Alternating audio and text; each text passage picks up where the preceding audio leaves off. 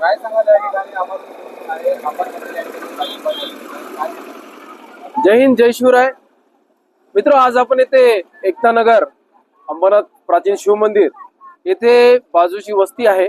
येथे गोरगरीब जनतेची घरं तोडण्यात येत आहेत. विकासाचं काम चालू आहे, सुशोभीकरणाचं काम चालू आहे.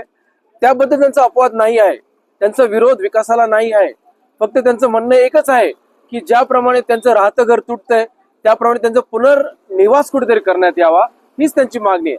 आज आपण इथे पाहू शकते, लहान बाळांना घेऊन वृद्ध महिला, वृद्ध हे सर्वजण इथे आमरण उपोषणाला बसले आहेत. बघा, सरकार ही आपलीच आहे, परंतु ही गोरगरीब जनता सुद्धा आपली आहे. त्यासाठी आपण कोणत्याही पक्षाचा सहकार न करता आज गोरगरीब जनतेसाठी इथे आमरण उपोषणात सामील झालो आहोत. तर मला वाटतं शासनाने मी आपण सर्वांच्या वतीने इथे विनंती करू इच्छितो की शासनाने शासन स्तरावर आणि शासकीय नियमावलीप्रमाणे योग्य ते उपाययोजना काढून या गोरगरीब जनतेला न्याय द्यावा, हीच नम्र विनंती.